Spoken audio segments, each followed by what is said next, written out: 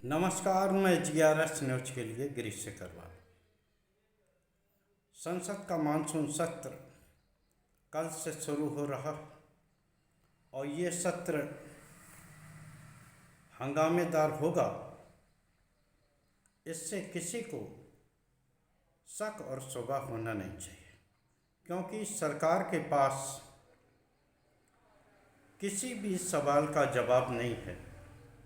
और 2-3 सत्र हम लोगों ने देखे होंगे, जिस सत्र में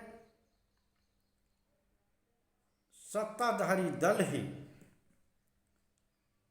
पूरे सत्र को बाधित करता रहा और देश के प्रधानमंत्री मोदी की उपस्थिति भी सदन परिसर में तो रही, लेकिन सदन के अंदर उन्होंने आना ठीक नहीं समझा। निश्चित तौर पर वैसी ही स्थिति इस मानसून सत्र में भी देखने को आपको मिल सकती है, क्योंकि विपक्ष खासकर अमेरिका से डील, चीन के साथ संबंध और ऑपरेशन सिंदूर के दौरान देश को हुए नुकसान और उसमें सरकार की भूमिका को लेकर विपक्ष सत्ता पक्ष पर हमलावर होगा। और कई ऐसे मुद्दे हैं जैसे बेरोजगारी, महंगाई आदि, और इस समय हालिया समय में उर्वरकों की कमी और निजी दुकानों पर ओवर रेटिंग की जो समस्या है, उसको लेकर विपक्ष बहुत ही आक्रामक मोड में है।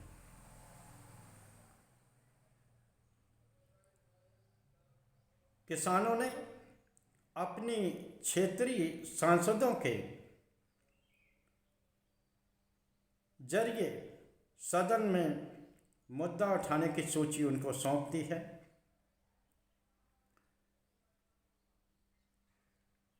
हमारे इटावा के सांसद जितेंद्र दोहरे भी, उनको भी किसानों ने अपने समस्याओं की सूची सौंपी है। निश्चित तौर पर आशा है कि वो इन सवालों को सदन में न सिर्फ उठाएंगे, बल्कि सरकार को जवाब देने के लिए भी मजबूर करें। जैसा कि मैंने ब्लॉग के पहले आपको बताया कि सरकार के पास जवाब देने को कुछ है। ऑपरेशन सिंदूर का जिक्र करते हैं। अमेरिकी राष्ट्रपति ने जिस प्रकार अपने दूसरे कार्यकाल में भारत को अपमानित करने की कोशिश की है, चाहे वो हमारे अवैध अप्रवासी लोगों को हथकड़ी बेड़ी में जकड़कर अपने विमानों से भारत भिजवाना हो, या ऑपरेशन सिंदूर के दौरान सीज फायर, उसको लेकर अमेरिकी के दावे, जो कि करीब वो अमेरिकी राष्ट्रपति विश्व के विभिन्न मंचों पर इस बात का उल्लेख कर चुके हैं कि उन्होंने भारत और पाकिस्तान को व्यापारिक डील का भय दिखाकर उनसे सीज फायर करवाया। और हमारे देश के प्रधानमंत्री, जो कि जरा से जरा बात पर ट्वीट करते हैं, उसकी जानकारी देते हैं, रैलियों में छोटे छोटे मुद्दों को वो किस प्रकार मनोरंजक ढंग से उठाते हैं, इस मुद्दे पर मौन है। अमेरिकी राष्ट्रपति ने एक और खुलासा किया। हालांकि ये खुलासा ऑपरेशन सिंदूर के दौरान ही विपक्षी दल भी उठाने लगे थे, जिसमें यह सूचना मिल रही थी कि दुश्मन देश पाकिस्तान के साथ झड़प में हमारे 5-6 राफेल विमान गिरे। अब ये विमान कौन है कौन नहीं है, लेकिन जेट विमानों का जिक्र हुआ। निश्चित तौर पर अमेरिकी राष्ट्रपति ने जिस प्रकार 5 विमानों के गिरने की सूचना दी है, दावा किया है, अब ये जरूरी हो गया है न सिर्फ देश की प्रतिष्ठा के लिए कि अमेरिकी राष्ट्रपति के बातों का कड़ाई से जवाब दिया जाए। आखिर क्या मुश्किल है कि जो हमारे देश के 56 इंची प्रधानमंत्री मौन है? क्या वास्तव में हमारे लड़ाकू विमान गिरे हैं?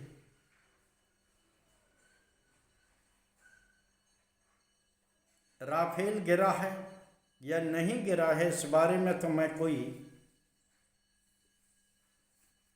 दावा नहीं कर सकता, लेकिन लड़ाकू विमान गिरे हैं इसको तो माननीय CDS अनिल चौहान ने भी माना है।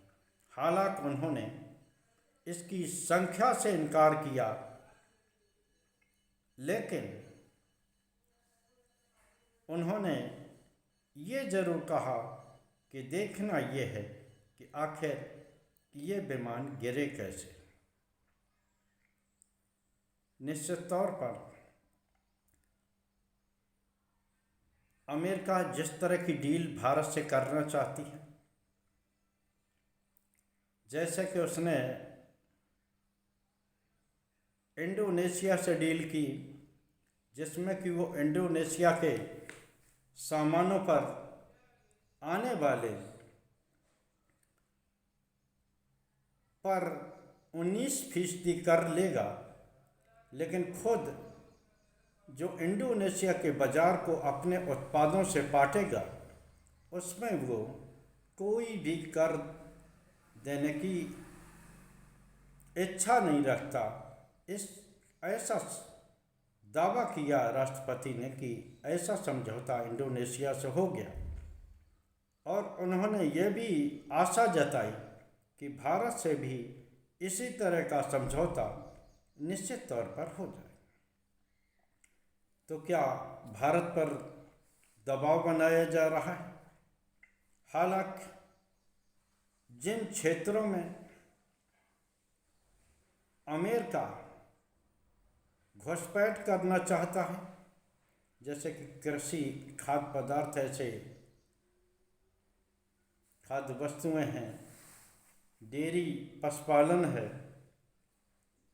उसको लेकर हमारे अन्य सरकारों का भी, जो भारत की सरकारें नहीं, उनका ये रवैया रहा है कि उन्होंने भले ही प्रतिबंध की नौबत आई हो, लेकिन किसी ने भी झुककर समझौता नहीं किया।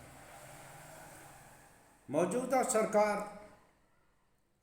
से भी हम ये आशा करते हैं कि वो भारत द्वारा डाली गई परंपरा का अक्षरशः पालन करेंगे और कोई भी ऐसा काम नहीं करेंगे जिससे कि देश के किसानों को,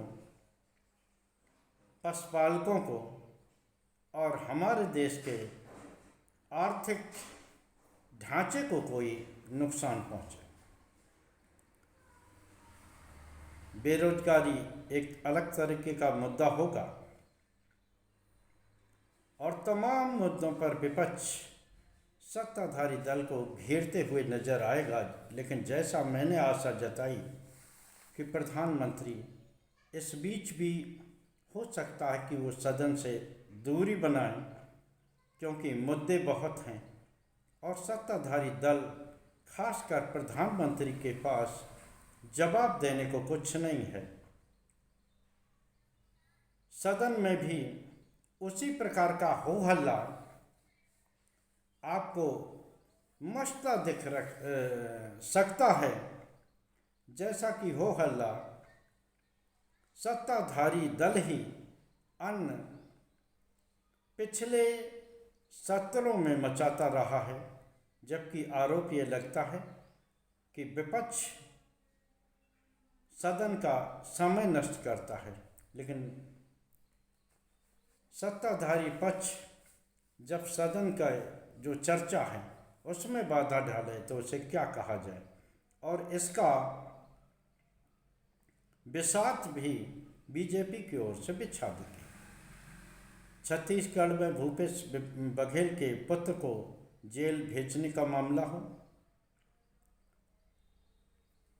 ईडी द्वारा 11 साल बाद प्रियंका वाड्रा के पति रॉबर्ट वाड्रा को खिलाफ चार्जशीट में नाम डालने की बात हो, या असम के मुख्यमंत्री द्वारा राहुल गांधी और मल्लिकार्जुन खड़गे के खिलाफ जांच कराने और उन्हें जेल भेजने की धमकी देने का मामला हो, निश्चित तौर पर यह सदन हंगामेदार होने वाला है और सरकार ज़्यादातर सवालों का जवाब देने में खुद को असमर्थ पाती है, असहज पाती है। निश्चित तौर पर सत्ताधारी दल के लोग फिर से उद्यम करेंगे और ये मानसून सत्र भी लगभग हंगामे की भेंट चढ़ेगा और हो सकता है कि सदन के काम के लिहाज से बाद में ऐसे कोई विधेयक ला दिए जाएं कि जो पारित हो जाएं और सत्ताधारी दल अपनी पीठ थपथपाए कि इस सत्र ने इतना काम किया है। आज के ब्लॉग में बस इतना ही। जय हिंद, जय भारत। कल फिर किसी नए मुद्दे पर आपसे जुड़ने का प्रयास करूँ।